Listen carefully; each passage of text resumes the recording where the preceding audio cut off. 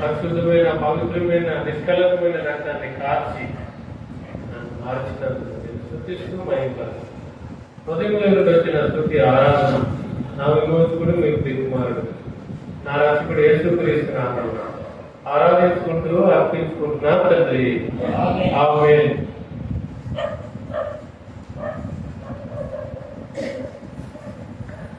మనమందరం లేచి నిలబడతాం.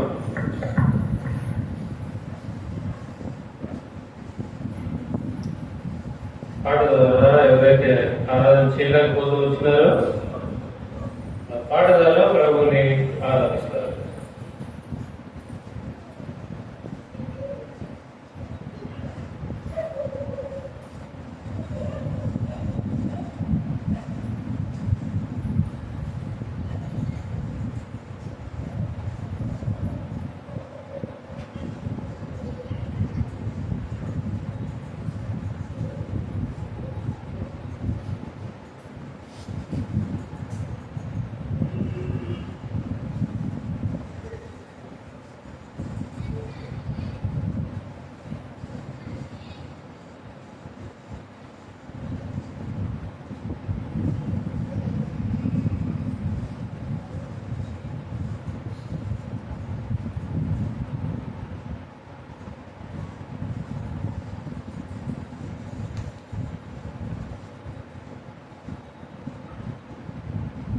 మనం ఆరాధించడానికి పాడుకుంటాం.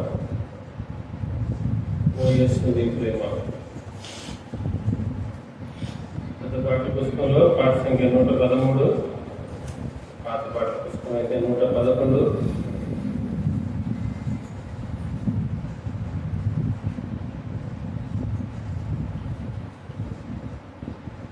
అలాగే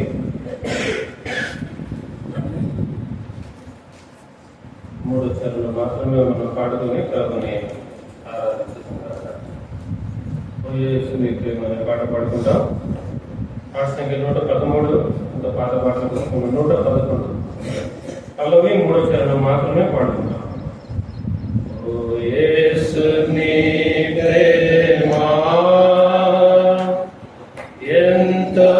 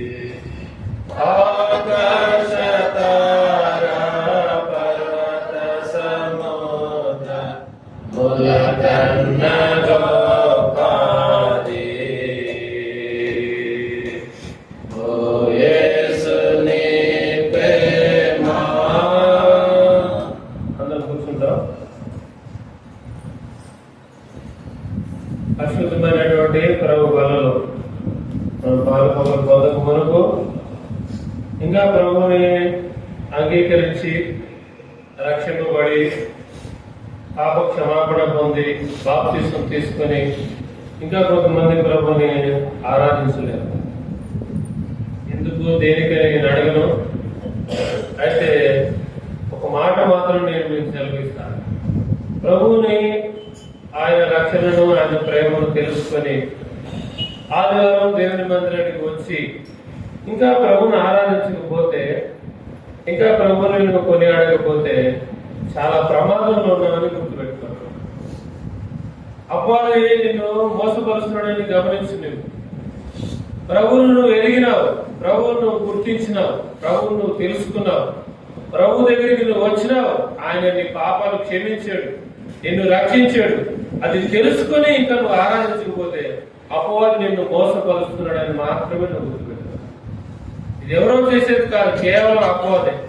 నువ్వు అనుకుంటున్నావు పోయిన వారం ఆరాధించలే, ఈ వారం చేయకపోతే ఏమైంది అనుకుంటున్నావు, అంతే కాదు. కేవలం అపవాది చేసే పని. జాగ్రత్త, నువ్వు అపవాది దగ్గరలో ఉన్నాడు, నీ పక్కనే ఉంటాడు. వాడు నీ చెవిలో చెప్తాడు, పోయిన వారం ఆరాధించావుగా, ఎందుకు వదిలే, అందరూ ఆరాధన చేస్తున్నారు, నువ్వు గమ్ముడు. ఇదే చెప్తాడు నీకు.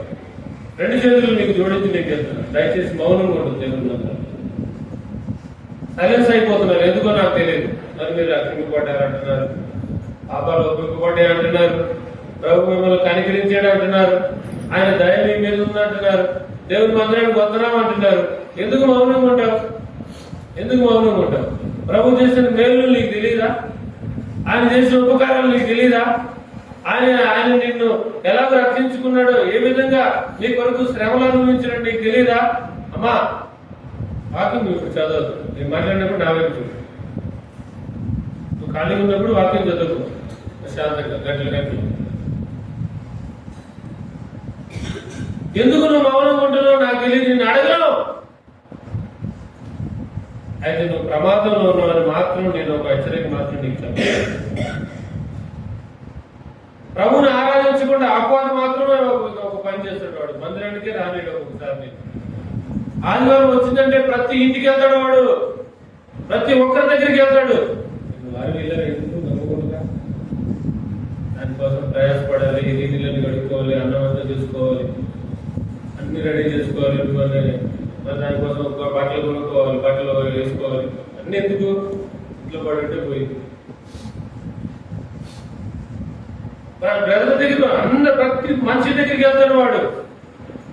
పోయిన వారం వెళ్ళాక ఇంకెందుకు బ్రదర్, ఈ వారం ఆగిపో, వారం నమ్ము, ఇంట్లో ఉండు, లేదా పనులు చాలా ఉంది ఇంట్లో, అక్కడికి సహకరించు, లేకపోతే ఇదిగో పలానా మాట, పలానా దగ్గరికి వెళ్ళు, ఆయన కలు, వెళ్తానన్నావు కదా, కలుగుతున్నావు కదా, పో అంటాడు.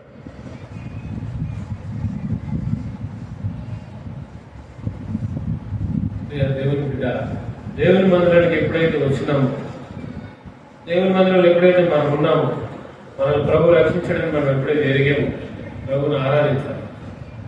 అదే ఆయన కోరుకుంటున్నాడు. ఏమంటున్నాడంట? అదే ఆయన కోరుకుంటున్నాడు. నీకు వచ్చింది నువ్వు చేస్తున్నావు, నీకు వచ్చింది నువ్వు పాడుతున్నావు, నేను ఎన్ని వదిలేదు. పాటలు వచ్చినా నీకు రాకపోయినా నువ్వు పాడుతున్నావు, ఎన్ని వదిలేస్తున్నావు. ఆరాధన చేయి ప్రభు సన్నిధానంలో. వారం అంతట్లో ప్రార్థన చేసుకున్నావు కదా, వారం అంతట్లో కాపాడమని అడిగావు కదా, వారం అంతట్లో కృప చూపమని అడిగావు కదా, వారం అంతట్లో మేలు చేయమని అడిగావు కదా, వారం అంతా అడుగుతున్నావు కదా. ప్రభుకి నేను దారిలో వస్తున్నానంటే నా బైక్ పాడైపోయింది, ఏమంటే దొంగ దాటంగానే పాడైపోయింది నా బైక్ అంతా. అక్కడ ఒకళ్ళు ఎక్కించుకొని అతని ఊళ్ళో వదిలేరు. అప్పుడు నేను ఆయన నా గురించి చెప్తే నేనంటే ఏమనుకుంటున్నాను, నువ్వు నేను పలానా ఎయిర్పోర్ట్లో డ్యూటీ చేస్తా, ఎన్ని చెప్తామా లేకపోతే థ్యాంక్ యూ చెప్తామా? నా సంగతి నీకు తెలియదు, నేను పిలిస్తే కారు వచ్చింది, లేకపోతే 2 బైకులు వస్తాయి నేను పిలిస్తే అని ఎన్ని స్టోరీలు ఏమో చెప్తామా, లేకపోతే థ్యాంక్ యూ అని చెప్పి ఆయన ద్వారా ఆయన మందారు ఏం చెప్తామా? మరి ఎందుకు కృతజ్ఞతగా అడుగుతాడు దేవుడు. కృతజ్ఞతగా 2 మాటలు ఆరాధన. సరే, నీకు వర్తమానం అర్థం కాలేదు అనుకుందాం, అసలు అర్థమే కాలేదు నీకు. ప్రభువా, నన్ను సజీవ లెక్కలో ఉంచావు, నీ మందిరాన్ని తీసుకొచ్చావు, ఆమె నాకు ఏమేమి చేసావు, ఏం పోతుంది, సొమ్మేం పోతుంది అమ్మా? 2 మాటలు ప్రభు నన్ను సజీవ లెక్కలో జ్ఞాపకం చేసుకున్నాం. ఎంతో మంది చనిపోయారయ్యా, మంచి మంచి వాళ్ళు చనిపోయారు, జ్ఞానవంతులు చనిపోయారు, ఐశ్వర్యవంతులు చనిపోయారు, లెక్కలేని మంది చనిపోయారు. నన్ను సజీవ లెక్కలు ఉంచు, నీ మందిరాన్ని తీసుకొచ్చావు. నీకు వందనాలు ఆమె అంటే ఏమైంది చెప్పలేవా? అది కూడా చెప్పలేవా? అది దానికి కూడా మౌనమేనా? జాగ్రత్త, నువ్వు ప్రమాదం, జాగ్రత్త, హెచ్చరిక. దారిలో వెళ్తున్నప్పుడు అక్కడక్కడ టర్నింగ్ పాయింట్ మరుపులు వస్తున్నాయి. మరుపులు వచ్చినప్పుడు అక్కడ హెచ్చరికని బోట్ వేస్తారు.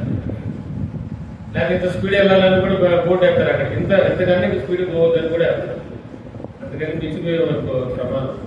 అందుకని మించిపోయాం అనుకో అసలు రాని లోకాలకి, తిరిగి రాని లోకాలకి వెళ్ళిపోతాం. నువ్వు ప్రమాదంలో ఉన్నావు, జాగ్రత్త. ప్రభువుని ఆరాధించట్లేదంటే నువ్వు ప్రభు మేలు పొంది కూడా, ప్రభువు నువ్వు తెలుసుకుని కూడా, ప్రభు నువ్వు ఎరిగి కూడా, ప్రభు నువ్వు గుర్తించి కూడా, ప్రభు దగ్గరికి వచ్చి కూడా, మందిరాలలో కూర్చొని కూడా, వాక్యాన్ని విని కూడా నువ్వు ఆరాధన చేయట్లేదు అంటే చాలా ప్రమాదంలో ఉన్నావు. జాగ్రత్త, జాగ్రత్త. అంటే ఈ పరిశుద్ధమైన బలంలో మనం పాల్గొనలు పొందక ముందు వాక్యాన్ని చదువుకుందాం.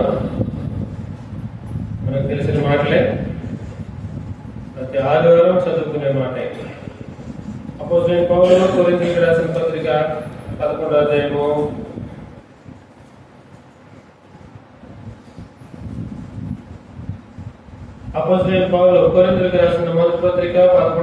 28వ వచనం మనం అందరం కలిసి చదువుకుంటాం. అపోస్తలుడైన పౌలు కొరింథీయులకు రాసిన మొదటి పత్రిక 11వ అధ్యాయము 28వ వచనం మనం అందరం కలిసి చదువుకుంటాం. కాబట్టి ప్రతి మనుష్యుడు తను తాను పరీక్షించుకునేవాళ్ళను అలాగే చేసి ఆ రొట్టెని తిని ఆ పాత్రలోనిది త్రాగలను. మళ్ళీ చదువుకుందామా? గట్టిగా మళ్ళీ ఒకసారి రండి. కాబట్టి ప్రతి మనుష్యుడు తను తాను పరీక్షించుకునేవాళ్ళను అలాగే చేసి ఆ రొట్టెని తిని ఆ పాత్రలోనిది త్రాగలను. అవకాశం ఉన్నవాడు మోకరించండి. ఆరోగ్యం అవకాశం ఉన్నవాడు మోకరించండి. ప్రార్థన చేసుకుంటాం. ప్రేమ గల మా ప్రియ పరలోక తండ్రి, పరిశుద్ధుడైన మా దేవా, ఘనమైన ఉన్నతమైన నామం బట్టి మరొకసారి మీకు ఆయన ఉదయకాలం ప్రార్థనతో ప్రారంభించుకుని పాటలు పాడగలుగుట్లో సహాయపడుతూ వచ్చినారు. ఆరాధన వర్తమానమును ప్రభు వినగలుగుట్లో నీ కొడుకును మాకు అనుగ్రహించూ వచ్చినారు. ఆరాధించే సమయాన్ని ఆశీర్వాదకరంగా దీవెనకరంగా చేస్తూ వచ్చినారు. ఇంకా ఎవరైతే ఆరాధించలేకపోతూ వచ్చినారు, ఇంకా ఎవరైతే ఆరాధించడానికి ప్రభా మరి సిగ్గుపడుతూ లేకపోతే భయపడుతూ వచ్చినారో వారిని ధైర్యపరచండి. మేలులు పొంది తండ్రి ఉపకారాలు పొంది రక్షింపబడి మారు మనసు పొంది పాప క్షమాపణ పొంది ఇంకా ఆరాధించకుండా మౌనులే ఉంటున్నారు. ఆయన వారి యొక్క నోరులు స్వరాలు మీరు తెరవని ప్రార్థిస్తున్నారు. ఆయన పరిశుద్ధమైనటువంటి బలలో పాల్పొంపులు పొందడానికి మా కొరకు మేము తీసుకుని వచ్చిన పరిస్థితి లేఖన భాగాన్ని బట్టి మీకు ఉన్నారు. ఆయన మమ్మల్ని మేము పరీక్షించుకునేటప్పుడు, మమ్మల్ని మేము పరిశీలించుకునేటప్పుడు ఒకసారి మా యొక్క తండ్రి ప్రవర్తన, మా మాటలు, మా జీవితం, మా యొక్క నడక, మా పడక సమస్తం ఒకసారి పరిశీలించి తండ్రి నీ వాక్యం వైపు చూసుకున్నట్టుకు సహాయం చేయండి. మమ్మల్ని అందరినీ కనికరించి కృప చూపించమని నిలబడుతున్న దాసుడు, నిష్ప్రయోజకుడు, అల్పుడు, అయోగ్యుడు మరొకసారి నీ ఆత్మతో అభిషేకించి మీరే వాడుకొని మరి మా ఘనత ప్రభావం మీకు ఆరంభించుకోండి. యేసు క్రీస్తు ప్రభు నామమున ప్రార్థించి అడిగి వేడుకొనుచున్నాం తండ్రి, ఆమేన్. చేరు వచ్చినటువంటి ప్రియ దేవుని సంగమా, మరొకసారి ఇలాగున మనమందరం కలిసి దేవుని మందిరావరణంలో వాక్యాన్ని బోధించడానికి కానీ, వాక్యాన్ని వినడానికి కానీ దేవుడు అనుగ్రహించి వచ్చిన సమయాన్ని బట్టి దేవునికి వందనాలు చెల్లించుకుంటున్నాము. చదువుకుంటూ వచ్చినటువంటి లేఖన భాగం ప్రతి ఆదివారము లేకపోతే ప్రతి బల్ల విడిచే సమయాన దేవుడు మనకి అనుగ్రహిస్తూ ఉంటాడు. లేకపోతే దైవదాసులు మనకి వాళ్ళు చదువుతూ ఉంటారు, దాని గురించి వివరిస్తూ ఉంటారు. ఈ రోజు కూడా ఇలాగున మనం చదువుకుంటూ వచ్చినాం. కాబట్టి ప్రతి మనుషుడు తను తాను పరీక్షించుకునే వాళ్ళు అలాగూ చేసి ఆ రొట్టెను తిని ఆ పాత్రలోనిది త్రాగవలెను అని మాట సెలవిస్తాం. దేవుడు ఎంత మంచివాడో చూడండి, ఎంత స్పష్టంగా ఉంటుంది దేవుని వాక్యం చూడండి. ఒకవేళ నేనే గనుక ఏ సంఘ పెద్ద ఉంటాడు అన్న, ఆయన పరీక్షించాను అన్నాడు అనుకో, ఎన్నో లోపల దైవజనుడు ఉన్నాడు అనుకోండి, ఆ దైవజనుడు అయ్యా నువ్వు జానుబాబుని పరీక్షించాలి అనుకో, నాలో ఎన్నో లోపల చూడండి. ఇది గంటగా రమ్మన్నా రాత్రి నేను ఫోన్ చేసి కూడా ఎత్తలేదు, ఆయనకి అసలు బుద్ధి లేదు, ఆయనకి అసలు జ్ఞానం లేదు, ఆయనకి అసలు తెలియలేదు అనుకుంటున్నాడు. దైవజనుడు కదా, రాత్రి ఫోన్ చేశాడు, నేనున్న సిచ్యువేషన్ వేరు, నేనున్న సమయం వేరు, నేనున్న ప్రాంతం వేరు, ఫోన్ ఎత్తలేని పరిస్థితి, ఫోన్ లేని పరిస్థితి, అవి నాకు తెలియదు కదా. ఎన్నో లోపాలు నాలో ఉంటాయి, అన్నకి ఎన్నో కనపడతాయి నా జీవితంలో, నేను చూస్తే అన్న జీవితంలో నాకు ఎన్నో కనపడతాయి, చెప్పలేము. దేవుడు చూడండి ఎంత మంచివాడు, నిన్ను నువ్వే పరీక్షించు. ఏంటంటే నువ్వే వారం అంతట్లో, ఈ నెల అంతట్లో ఎక్కడ నువ్వు కూర్చున్నావు, ఎక్కడ నువ్వు మాట్లాడుతూ వచ్చినావు, ఎవరిని కలుస్తూ వచ్చినావు, ఎలా జీవిస్తూ వచ్చినావు, ఎప్పుడు పండుకుంటూ వచ్చినావు, ప్రార్థన చేసుకుంటూ వచ్చినావా, వాక్యం చదువుకుంటూ వచ్చినావా, లేకపోతే సంఘంలో ఉంటూ వచ్చినావా, సంఘ సహవాసంలో ఉన్నావా, దేవుని మందిరంలో ఉన్నావా, నిన్ను నువ్వే పరీక్షించు. ఎంత మంచిగా ఉంటుంది చూడండి. బా ఎంత గొప్ప భాగ్యం ఇది, ఎంత గొప్ప భాగ్యం. అందరితో పాటు పరీక్ష పెట్టకుండా మరే ఒక రూమ్ లో పుస్తకాలు అన్ని పడేస్తావు, నువ్వే పరీక్ష రాసుకున్నావు అన్నట్టుంటది. ఏమండి నిన్న ఒక్కనే సపరేట్ పడేస్తావు ఒక రూమ్ లో, నీకు ఫస్ట్ ర్యాంక్ రావాలని బుక్లన్నీ నీ ముందు పడేస్తావు, నువ్వు ఎగ్జామ్ రాసుకోరా అన్నట్టు ఉంటది. ఉండదా? ఎంత సంతోషం ఇది, ఎంత ఆనందం. మనల్ని మనం ఒప్పుకునే విధానం, మనల్ని మనం సరి చేసుకునే విధానం, మన యొక్క తప్పులు మనం ఒప్పుకునే విధానం, మనలో ఎక్కడ దేవునికి అయిష్టమైంది ఉందో, లేకపోతే దేవునికి ఆయాస్కరమైంది ఉందో, దేవునికి ఇష్టమైంది ఏది మన జీవితంలో లేదో మనల్ని మనమే పరీక్ష చేసుకుంటాం.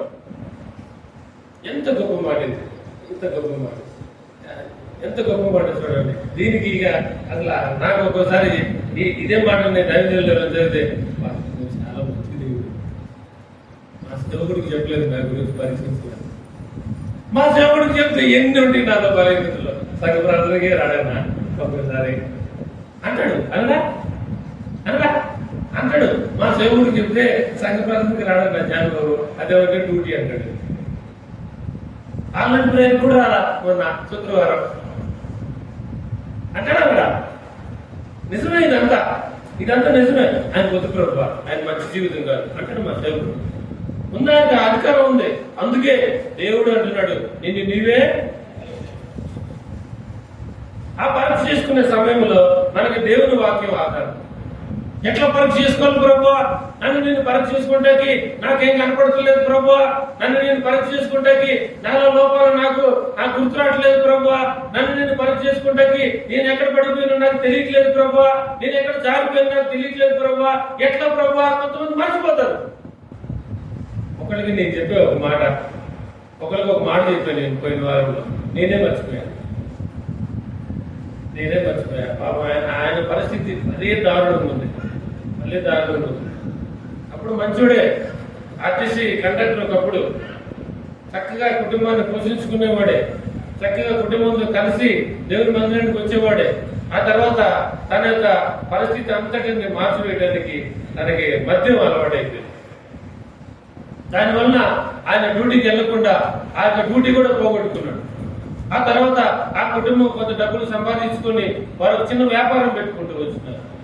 ఆ వ్యాపారంలో కూడా మంచిగానే సాగిపోతున్న సమయంలో వాళ్ళ కుమారుడు చెడు త్రోవలోకి వెళ్ళిపోయినాడు. భయంకరమైనటువంటి పోలీస్ కేసులు, భయంకరమైనటువంటి కొట్లాట్లు, ఆ ఊరు విడిచిపెట్టి ఇప్పుడు సిటీకి వచ్చినాడు ఆ వ్యక్తి. కొన్ని పరిస్థితులు బాగలేవు ఆయనకి నేను ఒక మాట చెప్పా, నేను మర్చిపోయా. ఏం చేశాను నేను? మర్చిపోయా. నేనే ఫోన్ చేశా ఆయనకి, ఎక్కడ ఉన్నా ఏంటంటే ఇదంతా చెప్పుకొచ్చాడు నాకు జరిగిందంతా. మరి సరేలే నేను ఏదో ఒకటి చేస్తాను నీకోసం అని నేను అన్న మాట చెప్పా. అని నేనేం చేశా, ఎంత దౌర్భాగ్యం, ఎంత బుద్ధిలేని దేవుని బిడ్డ. మన దేవుడు అటువంటి వాడు ఆయన మర్చిపోయేవాడు కాదు, ఆయన మాట ఇచ్చి నెరవేర్చకుండా ఉండేవాడు కాదు. అందుకే ఆయన ఇప్పుడు ఏమన్నాడంటే నిన్ను నీవే పరీక్ష చేసుకున్నా బిడ్డ, నిన్ను నువ్వే పరీక్ష చేసుకున్నా ప్రియ సహోదరుడా సహోదరి. ఎవరినెవరు పరీక్ష చేయొద్దు. పరీక్ష చేస్తే లోపాలు ఎన్నో కనపడతాయి, బలహీనతలు ఎన్నో కనపడతాయి. తద్వారా ఆయాసం వచ్చింది, తద్వారా కోపం వచ్చింది, తద్వారా అసూయ పెరిగిపోయింది నీ హృదయంలో. నీవు పాల్పొందు, వాడు పాల్పొందు. నీవు కూడా పాల్పొందు, వాడు కూడా పాల్పొందురు. అందుకే నిన్ను నీవే పరీక్ష చేసుకో. ఎలా పరీక్ష చేసుకున్నావంటే వాక్యమే ఆధారం. వాక్యమే మనకు చూపించింది, వాక్యమే మనతో మాట్లాడింది. ఆ వాక్యమే ఇప్పుడు మనం చదువుకున్నాం. రండి, ఎలాగ మనం పరీక్ష చేసుకోవాలి, ఎక్కడి నుండి దేవుడు మనల్ని తీసుకొని వచ్చాడు. చూడండి, అపోస్తుల కార్యాలు 2:47 చదవండి. అపోస్తుల కార్యాలు 2:47. తెగ చదువుతున్నారు కదండి, ఇప్పుడు చదవండి.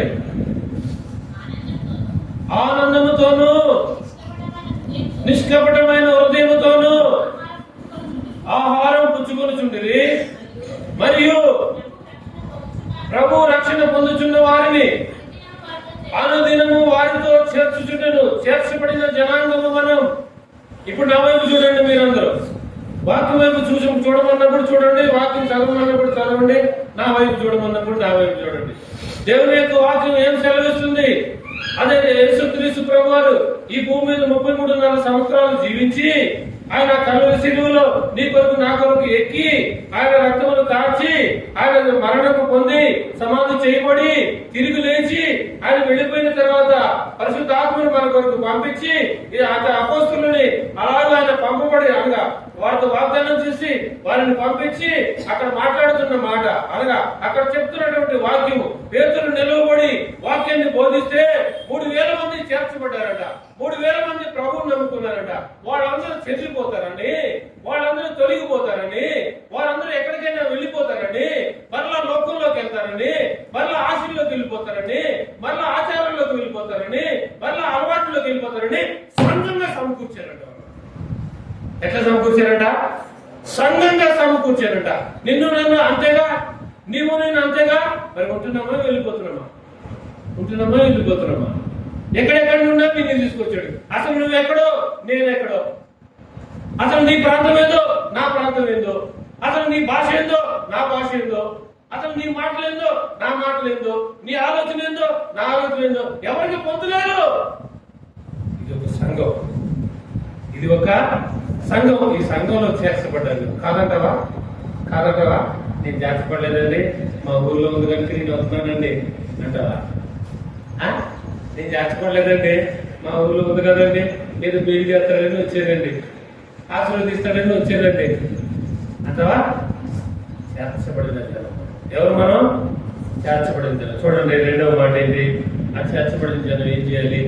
రండి, క్లుప్తంగా దేవుని వాక్యాన్ని చూసుకుని మనం బల్ల పాల్గొంటాం. చేర్చబడిన జనం మనం ఇంకేం చేయాలంటే మనం మొదటి సమయాలు 2:18 చదవండి. మొదటి సమయాల గ్రంథం 2:18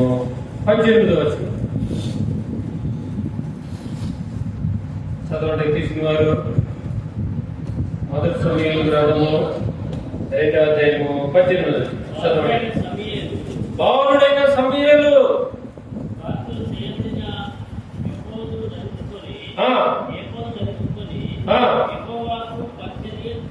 యెహోవాకు పరిచర్య చేశాడు. ఎక్కడ ఉండేవాడు ఈ బాలుడైన సమయంలో? ఒకప్పుడు తన ఇంటి దగ్గర ఉండేవాడు కాదా? తల్లి దగ్గర ఉండేవాడు కాదా? దేవుని ద్వారా అనగా ప్రార్థన ద్వారా తాను పొందిన స్త్రీయే కాదా? తన ఇంటి దగ్గర తనతో పాటు ఉండేవాడు కాదా?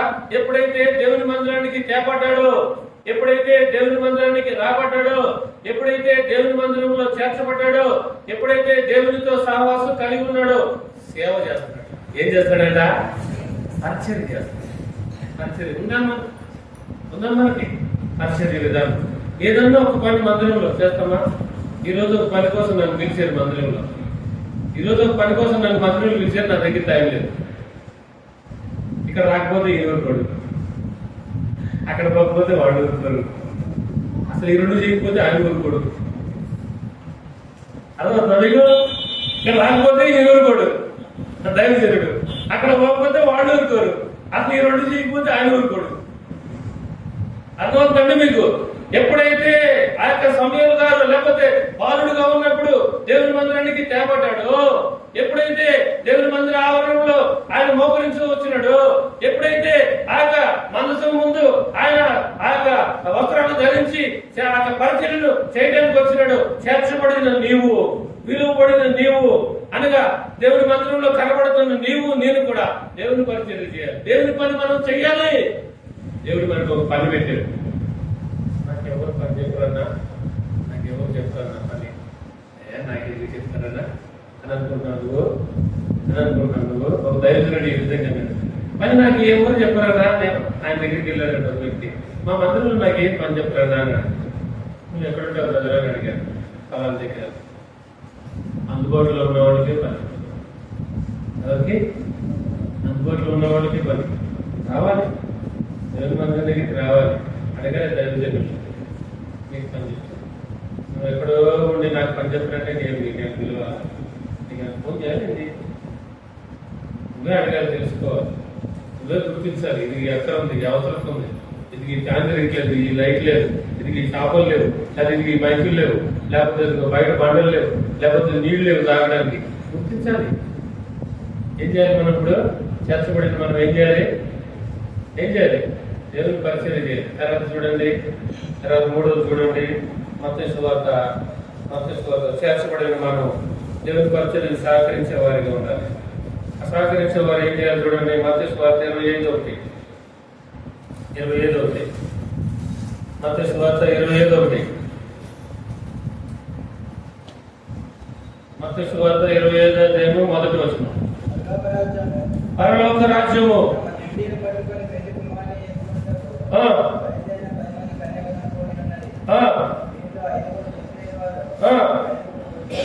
ఇది సిద్ధపాటు జీవితం. సిద్ధపడాలి. యేసుక్రీస్తు ప్రభువారు చెప్పినాడు. పాతకాలంలోనే అనగా నేను చిన్నప్పటి నుంచి ఇంటున్నా, మా తాత కూడా చెప్పాడు, యేసుక్రీస్తు ప్రభువారు త్వరగా వచ్చుతున్నాడు. ఏమన్నాడు? మా తాత కూడా చెప్పాడు, యేసుక్రీస్తు ప్రభువారు త్వరగా వచ్చుతున్నాడు. అప్పటి నుంచి ఇంకా రాలా. నిజమంటావా అబద్ధం అంటావా? చెప్పాలి మీరే. నిజమంటావా అబద్ధం అంటావా? ఇది వాక్యం ఏదైతే వ్రాయబడిందో వాక్యంలో ఇది నిజం. వస్తాడు ఆయన ఒకరోజు. చెప్పబడిన మాట నిజం, వ్రాయబడిన మాట నిజం, వాక్యం నిజం. ఆయన రానే ఉన్నాడు. యేసు ప్రభువే చెప్పినాడు, అయ్యా నేను ఎలాగ ఈ యొక్క లోకాన్ని విడిచి మిమ్మల్ని విడిచి ఇలాగనే పరలోకానికి వెళ్తున్నాను, అలానే ఒకరోజు వస్తా, అలాగే నేను వస్తాడు ఒకరోజు ఆయన. అందుకే సిద్ధపడి ఉండాలి. నీవు చేర్చబడిన నీవు, సంఘంలో పరిచయం చేస్తున్న నీవు సిద్ధపడి ఉండాలి. నువ్వు ఆదివారం వస్తే ఎందుకు ఆలస్యం? శనివారం నువ్వు సిద్ధపడి ఉండాలి. ఆదివారం వస్తే బట్టలు అప్పుడే ఉతుక్కుంటావు, ఆదివారం వస్తే అప్పుడే ఇస్త్రీ చేసుకుంటావు, ఆదివారం వస్తే అప్పుడే ఇంటి పనులు పెట్టుకుంటావు, ఆదివారం వస్తేనే అన్ని. ఎందుకు? దేవుని వాక్యం సెలవుతుంది. సిద్ధపాటు జీవితము. 10 మంది కన్యకలు వచ్చినారు యేసుక్రీస్తు ప్రభువారిని, లేకపోతే పెండ్లి విందుకి, పెండ్లి కుమారుని ఎదుర్కొనడానికి సిద్ధపడిన జీవితము. లోకాన్ని విడిచిపెట్టినారు, పాపాన్ని విడిచిపెట్టినారు. అయ్యా ఎన్ని విడిచిపెట్టలేదు వాళ్ళు. అన్నదమ్ముల్ని, అక్కజల్లుల్ని, బంధువుల్ని, స్నేహితుల్ని మొత్తాన్ని విడిచిపెట్టారు. విడిచిపెట్టి ప్రభువుని ఎదుర్కొంటానికి వస్తున్నారు. ఏది ఒక్కటి విడిచిపెట్టింది ఈ జీవితంలో? ఆదివారం రంగాన్ని సమయానికి ఇక్కడ కనపడి ఒకటి మోషే దగ్గరికి యేసు ప్రభు వెళ్ళాడు. దేవుడు మాట మడుతుంది పొదలో, మాట ఎందుకు చూద్దామని వెళ్ళాడట. అప్పుడు ప్రభు అంటాడు, మోషే నువ్వు నిలబడి ఉన్న స్థలము ఏం విడమన్నాడు?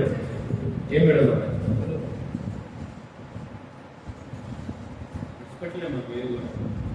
ఏ అలవాటు, ఏ మాటలు, ఏ పద్ధతులు, ఏ చూపులు, ఏ ఆలోచన, ఏ విడిచిపెట్టు.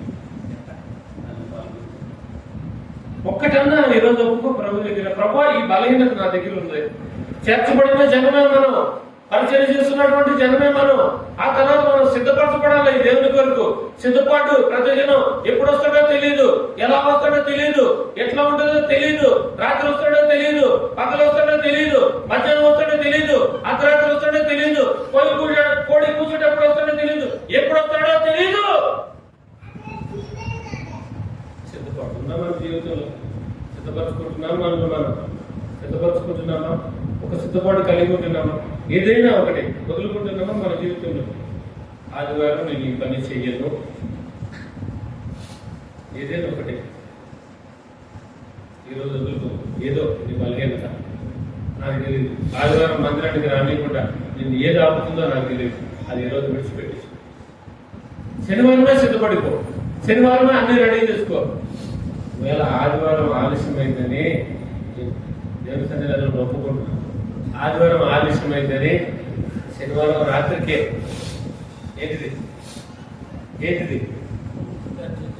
ఏంటిది చెప్పాలి, మీరు గట్టిగా చెప్పండి. ఒప్పుకుంటున్నా ప్రభు సన్నిధానంలో ఏంటిది? ఆదివారం వెళ్ళాలి మనం, అక్కడ మంచిగా ఏలాడి తీసింది ఏంటిరా అబ్బాయి తీసేసి పక్కకు పెట్టి తీరా శ్రేష్టమైనది బయటికి, శ్రేష్టమైనది ఒకటిలో కాసేపు అక్కడ కలుస్తారు, అందరూ వాళ్ళతో మాట్లాడతాం. ఏంటి తగ్గదు, బాగున్నా, బాగున్నా, నేను కూడా బాగా ఉన్నా, మంచిగానే ఉన్నా. ఎక్కడికి వెళ్తున్నాను, తీసుకొస్తున్నాను, ఆడ ఒక అరగంట పోయింది. ఆ తర్వాత ఇప్పటికీ అన్ని పనులు చేసుకుని ఉంటుంది అక్క, ఇక్కడ రెడీగా ఉంటుంది ఫోటోకి వస్తాడన్న మాయ తీసుకో. ఏం చేయండి మీకు, ఏం చేయండి చెప్పాలి మీరు. ఎంత ఆలస్యం అంటే వండుకోతే నీకు చెప్పలేదండి బాబు, వండుకోతే నీకు చెప్పలేదు, వండుకోండి, సాయంత్రం వండుకోండి మంచిది. అదే రోజు సాయంత్రం వండుకోండి ఇంకా మంచిది. అంటే అదే శనివారం సిద్ధపరచుకోండి ఇంకా మంచిది, ఇంకా మంచిది. ఎందుకు చెప్తున్నానంటే మేము చేస్తున్నాం కాబట్టి మీకు చెప్తున్నాం. 3 రోజులు మనం సిద్ధపడి చేర్చబడింది జనం మొట్టమొదటిగా దేవుని పని చేసే జనం, 3వది సిద్ధపడేది, 4వది చూడండి, 4వది చూడండి, 4వది హెబ్రీ రాసిన పత్రిక సిద్ధపడుతున్న మనం ఏం చేయాలి? 11వ అధ్యాయము 13వ వచనం, 11వ అధ్యాయము 13వ వచనం దయచేసి చదవండి, దయచేసి చదవండి.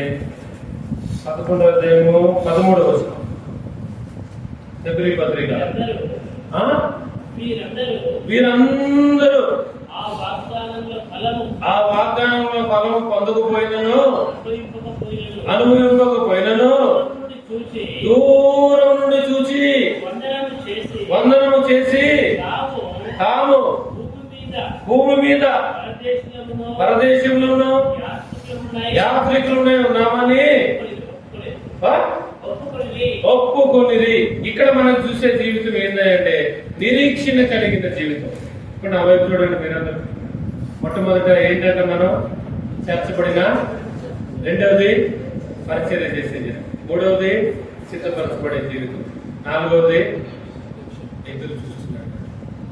ఎదురు చూడాలి ప్రభుత్వం.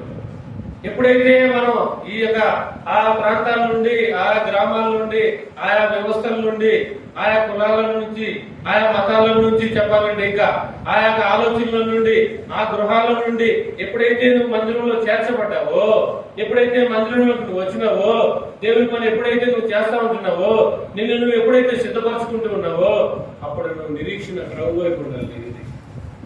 నీ ఎదురు చూపు ప్రభు వైపు ఉండాలి. ఏది కావాలన్నా, ఏది నువ్వు అడగాలన్నా, ఏది నువ్వు పొందాలన్నా, ఏ అక్కడ తీర్చుకోవాలన్నా ప్రభు వైపే. అందుకే వాక్యంలో రాసింది, కొండలు తట్టే నేను కళ్ళేట. దేని వైపు? కొండలు తట్టు. నేను అనుకునేవాడిని, నాకు అర్థం కాదు, ఇప్పుడు కూడా అర్థం కాదు ఒకసారి, ఇప్పుడు కూడా అర్థమయ్యేది అనిపిస్తారు వాక్యం. సరే, కొండలు తట్టే కన్నీళ్ళు తీర్చుకున్నారు ఇల్లు రాసింది అక్కడ, మరి రాసింది అక్కడ. ఇంకా అమ్మాయిలు కాదు, నిజం. నాకు వచ్చింది ఒక రోజు ఆలోచన, నిజంగా ఇంత జ్ఞానం లేదు మనుషులా, ఇంత జ్ఞానం లేదు. కొండల దగ్గర కలిగితే ఎవరైనా ఉంటాడు అక్కడ? ఎవరైనా మనుషులు ఉంటారండి? కొండల దగ్గర ఎవరైనా మనుషులు ఉంటారా? లోయలు ఎవరైనా మనుషులు ఉంటారా? ఎడారులు ఎవరైనా మనుషులు ఉంటారా? కొండల దగ్గర కలిగి మనుషులు వైపు, లోకం వైపు, స్నేహితుల వైపు, బంధువుల వైపు కావాల్సినంత రాబడి, కావాల్సినంత ఉండదా ఉండదా? అదే ఫోన్ చేస్తారే, నిజంగా జరిగిందే చెప్తాను. ఇవన్నీ మాత్రం నా జీవితంలో జరిగింది. 2009లో 2009లో నా జీవితంలోనే జరిగింది. సాటర్డే రోజు ఫాస్టింగ్ ప్రేయర్కి వచ్చాము, నేను మా భార్య దేవుని మందిరానికి. ఆమెకి నిండు గర్భిణి. అప్పుడు 2009లో ఫాస్టింగ్ ప్రేయర్కి వచ్చినాం. నాకు చెప్తుంది, కదులుతుందయ్యా అని. సాధారణంగా కదులుతూ ఉంటాయి కదా నేను అనుకున్నా. కాదే, కొంచెం నొప్పి కూడా అనిపిస్తుంది, కొంచెం ఇబ్బందిగా కూడా ఉందన్నాను. అవునా, సరే మా సంఘ పెద్దకి చెప్పినాం, ఏదో కొంచెం ఇబ్బందికరంగా ఉందని. అట్లా ప్రార్థన చేసుకుని పోతాం అన్న. ఏమన్నాడు? పర్లేదు ప్రార్థన చేసుకుని పోదాం అన్నాడు. ఒక 5 నిమిషాలకి 10 నిమిషాలకి కొంచెం ఇబ్బందిగా మారిపోయింది. ఒక పావు గంటకి ఇంకొంచెం ఇబ్బందిగా మారిపోయింది. ఒక అరగంటకి ఇంకొంచెం ఇబ్బందిగా మారిపోయింది. వెంటనే 108కి ఫోన్ చేసినాము. 108కి ఫోన్ చేయగానే వచ్చింది. అట్లనే హాస్పిటల్కి తీసుకెళ్ళగానే ఆ డాక్టర్స్ వచ్చారు, చూశారు. దీనికి ఇప్పుడే ఆపరేషన్ చేశారు. డెలివరీ 10,000 కావాలి. ఎన్ని వేలు? పట్టుకున్న బట్టలే, జబ్బులు పరచుకోలేదు. ఇప్పుడు కూడా అలవాట్లేదు అండి నాకు బస్సు. జబ్బులో పరచుకోలేదు, డబ్బులు కూడా లేవు. ఎంత పరిస్థితి? అప్పుడు నాకు గుర్తొచ్చాడు, చెప్పు మామ 10,000 కావాలి. ఎక్కడున్నాను? నేను మన సాయిబాబా హాస్పిటల్ దగ్గర షాపూర్లో. అవునా, సరే మా మామతో వస్తున్నాడు కానీ నా రోడ్డు మీద నిలబడి. వాళ్ళ అత్తమ్మ హాస్పిటల్లో ఉంది, అడ్మిట్ అయ్యింది. ఆమె మంచిగా అయిపోయింది. ఆమె డిశ్చార్జ్ చేయాలి. ఆ 10,000 అక్కడ కట్టాలి. తీసుకొని ఒక మనిషి వస్తామన్నాడు. నేను అప్పుడే ఫోన్ చేశాను. వెంటనే ఆ మనిషి వచ్చాడు. ఆ రోడ్డు మీద నుంచి ఉన్న షాపూర్లో సాయిబాబా హాస్పిటల్, ఇప్పుడు కూడా మెయిన్ రోడ్డులోనే ఉంటుంది, పేరు మారింది దానికి. అక్కడే నిలబడాను. ఆయన వచ్చాడు. ఆ 10,000 అక్కడ పెట్టాను. మా వారికి ఆపరేషన్ చేశాడు మా బాబు.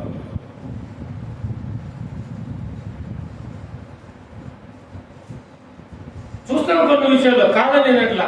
అప్పుడు నేను ఫోన్ చేసిన మనోళ్ళకి, అన్న ఇది పరిస్థితి, అన్న ఇట్లా జరిగిపోయింది. అప్పుడు ఎవరికి తెలియదు, అన్న అందరూ వచ్చేసారు. అందరూ రంగాలు అన్ని సమకూర్చబడ్డాయి. డబ్బులన్నీ 2 నిమిషాలు తిరిగి ఇచ్చేసారు.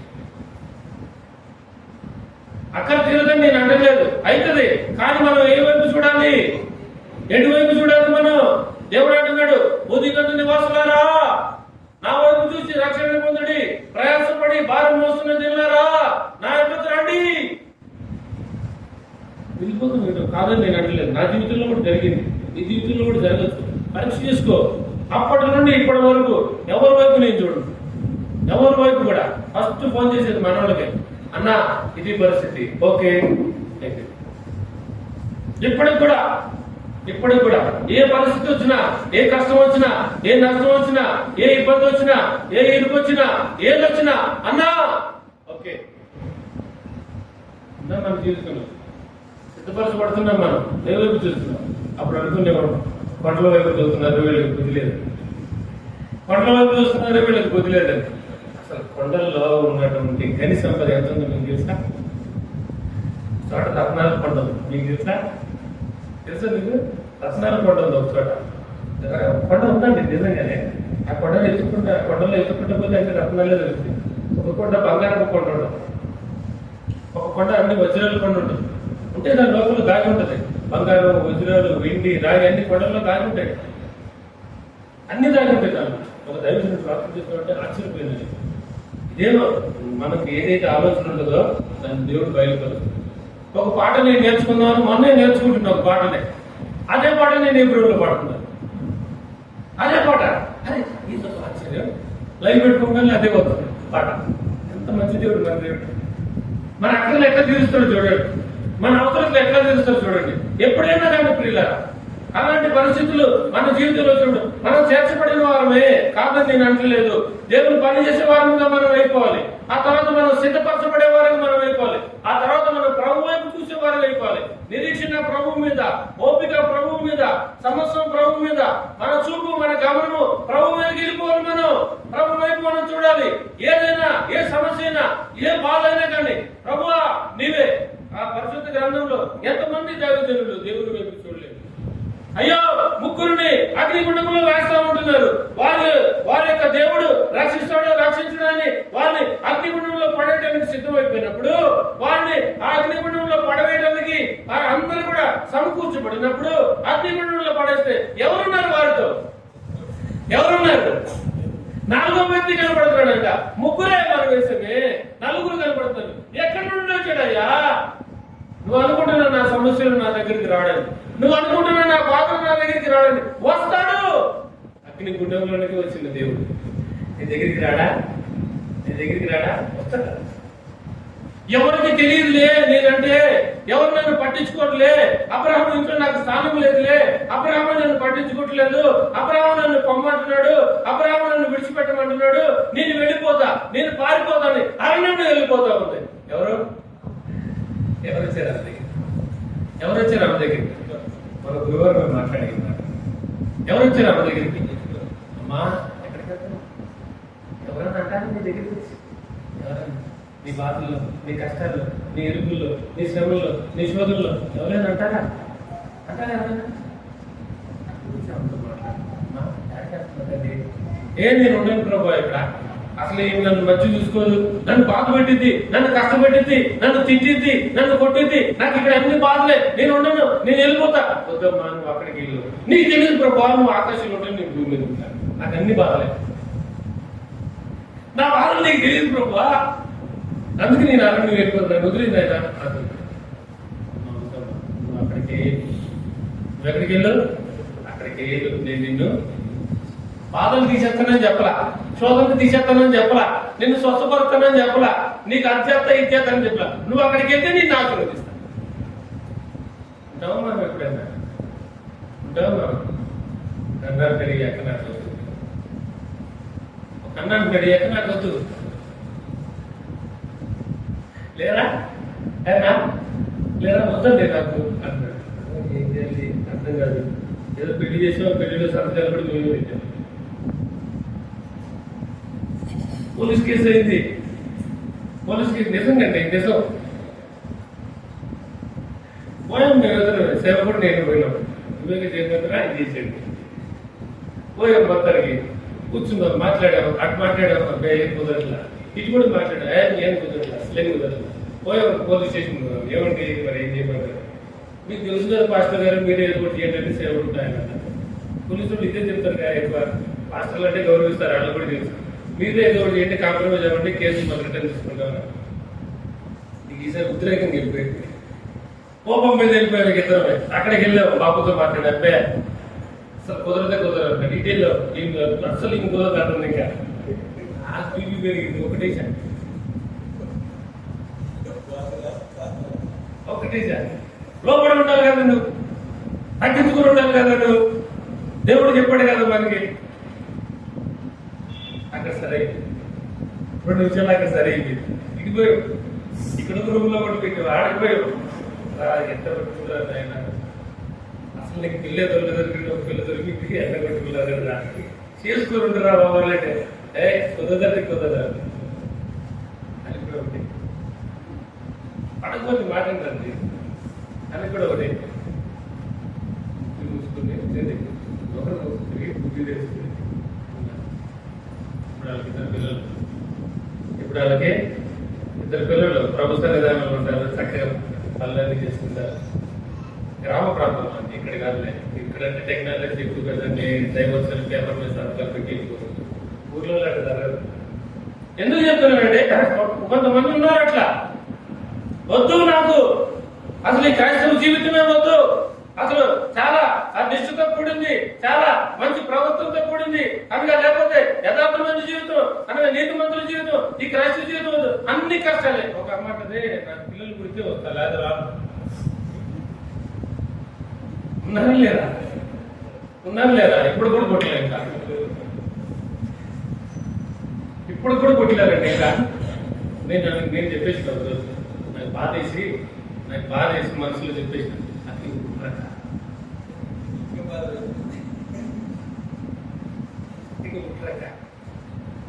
కొట్టలేదు. నాకు తెలిసిన కుట్ర కూడా, ఎందుకంటే శరీరం అంతా పోయింది కదండి. ఎంతకాలం ఎవరైనా సులుకుంటారు, ఎంతకాలం ఆరోగ్యంగా ఉంటారు, ఎంతకాలం షుగర్ బీపీలు రాకుండా ఉంటారు. 40 సంవత్సరాలు పోతున్నాయి కదండి. 40 సంవత్సరాలకి షుగర్ బీపీలు వస్తున్నాయి, రావట్లేదా? వస్తున్నాయి. షుగర్ బీపీలు వచ్చేసింది, ఇంకెక్కడ పుడతాయి? ఇది కష్టమేట. ఎందుకంటే దేవుడి మీద ఆధారపడకుండా, దేవుడి సన్నిధానానికి రాకుండా, ప్రార్థన చేయకుండా, సొంత ప్రయత్నాలు చేయలేదంటే సొంత ప్రయత్నాలు కూడా చేశారు. ఒక్కొక్క రాత్రికి 5-5 లక్షలు 5-5 లక్షలు. వాళ్ళ దగ్గర డబ్బు లేదని నేను చెప్పలేదు, డబ్బు ఉంది, పిల్లలు లేరు వాళ్ళకంటే. ఒక్కొక్క రాత్రి హాస్పిటల్కి వెళ్ళి వాళ్ళు ట్రీట్మెంట్ తీసుకుంటే 5 లక్షలు ఖర్చు పెట్టారు. కానీ నేను ఒకరోజు చెప్పేసిన, ఎందుకు మరి దేవుడు అంటే చెప్పమని చెప్పేసి కుదరదు దగ్గరగా దానికి కారణం. ఆశ్రయిస్తే ప్రభుని ఏదన్నా కార్యం చేస్తాడు, ప్రభుని అడిగితే ఏదన్నా కార్యం చేస్తే కారణం ఉన్నారండి కొంతమంది అట్లా. చేర్చబడిన జనమే మనం, దేవుని పని చేస్తున్నటువంటి వారమే, సిద్ధపడే వాళ్ళమే. ప్రభు వైపు చూస్తున్నామా? ఆ వైపు మనకి ఉందా కన్నులు? ప్రభువా నీవే మాకు సమస్తం, నీవే మాకు ఆధారము, నీవు తప్పితే ఇంకేది లేదు అనేది మనకు ఉందా? అంటే చివరి చూసుకొని మనం ప్రభు మనలో పాల్గొంటున్నాం. చివరి మాట చూసుకొని మనం ప్రభు మనలో పాల్గొంటున్నాం.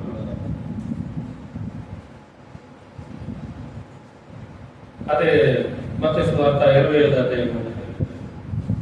అదే మత్తయి సువార్త 25వ అధ్యాయం.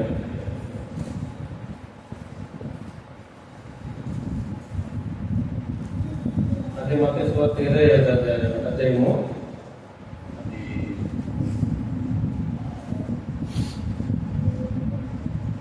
అది 11వ వచనం చదవండి. 11వ వచనం చదవండి దయచేసి. అంతటా తలుపు వేయబడిను, ఆ తర్వాత తక్కిన కన్యకలు వచ్చి అయ్యా అయ్యా మాకు తలుపు తీయమని అడుగుగా అతడు మిమ్ముని ఎరుగనని మీతో నిశ్చయముగా చెబుతున్నాడు. ఎరగని దేవుడే చెప్తున్నాడు అంట. ఒక సమయంలో మనం కనుక చేర్చబడకపోతే దేవుని మందిరంలో చేర్చబడి కూడా మనం దేవుని పనిని చేయలేకపోతే, ఒకవేళ చేస్తున్నప్పటికీ సిద్ధపరచబడుతున్నప్పటికీ ఎదురు చూపులు కనుక లేకపోతే ఒకరోజు ప్రభు వస్తాడు, ఆ రోజు నువ్వెవరో నాకు తెలియదు అంటాడు. ఎంత దౌర్భాగ్యమైన పరిస్థితి. అందరూ ఎదుర్కొంటానికి వచ్చినారు 10 మంది కన్యకలు. 10 మందికి అనగా వస్త్రాలు అవే, 10 మందికి సిద్ధపాటు అదే, 10 మంది అవసరతలు అవే, అక్కర్లు అవే, అన్ని 10 మందికి ఉన్నాయి. కానీ మనకు తెలియడానికి బుద్ధి అనే మాటని అక్కడ వాడుతూ వచ్చినాడు అంతే. 10 మందికి లేదు, 10 మందికి ఉందని మాట. బుద్ధి గురించి కాదు, అక్కడ సిద్ధపాటు లేదు వాళ్ళకి. నూనెని కొంతమంది దీటిలో తెచ్చుకున్నారు, ఎక్స్ట్రా కూడా తెచ్చుకున్నారు, కొంతమంది తెచ్చుకోలేదని అక్కడ రాదు. ఒకప్పుడు నాకు తిన్నాను, నువ్వెవరో నాకు తెలియదు, ఎంత భయంకరంగా ఉంటుంది. ఇప్పుడు అన్న కనిపించాడు నాకు ఎక్కడన్నా, ఎప్పుడు కనిపించాడు అనుకో, దుర్గన్న పెద్దలాడు చెప్పాడు అనుకో, ఎవరి పెద్ద నాకు తెలియదండి, అది పెద్దలాడు నాకు ఉన్నాడు, నేను గుర్తులేదు అనుకుంటా, నేను ఇంకొంత నన్ను మర్చిపోయాడు అనుకుంటాను కదా, అనుకుంటాను. ప్రభు అంటాడు మరొక రోజు నిన్ను చూసి, నువ్వు నాకేం తెలియదమ్మా, నువ్వెవరో, ఎందుకు ప్రభువా, మరి నేను పలానా సంఘంలో పలానా ఊర్లో మరి ఉండేదాన్ని కదా, వచ్చేదాన్ని కదా, నీ వాక్యం వినేదాన్ని కదా, పాటలు పాడేవాడిని కదా, చక్కకుండేవాడిని కదా, ఇవన్నీ చేసినావు కానీ నేనెవరు నా విషయంలో నువ్వెవరు నాకు తెలియదు. నేను ఇంతకాలం జీవించిన జీవితం అంతా ఎట్లా ప్రభావం చూడు కదా, ఎందుకంటే ఆయనకి ఇష్టం. ఎందుకంట అదే ప్రభావం. ఇట్లానే దేవుడి మందిరంలో మనం చేరవచ్చున్నాం, మనల్ని ఎక్కడ వచ్చే ప్రభు సమకూర్చుకుంటూ వస్తున్నాడు. ఇక్కడ మనం సమకూర్చబడ్డాం. ఎక్కడ నుండో, నువ్వు ఎక్కడ నుండి వచ్చినావు నాకు తెలియదు, నేను ఎక్కడ నుండి వచ్చినాడు నీకు తెలియదు. అందరూ నాకు సంఘంగా సమకూర్చాడు. దేవుడి పనిని జరిగిద్దాం, సిద్ధపరచబడదాం, ప్రభు వైపు చూద్దాం, ఎత్తపడేవారిగా అంటే దేవుడి వాక్యాన్ని దీవించి ఆశీర్వదించి మోకరించండి వాళ్ళ దగ్గరికి వెళ్దాం, మోకరించండి మరలా చేయవేద్దాం, మనం పరీక్షించుకుందాం. నిజంగా మనం ఎక్కడ నుండో వచ్చి చేర్చబడ్డాం. అయితే దేవుడు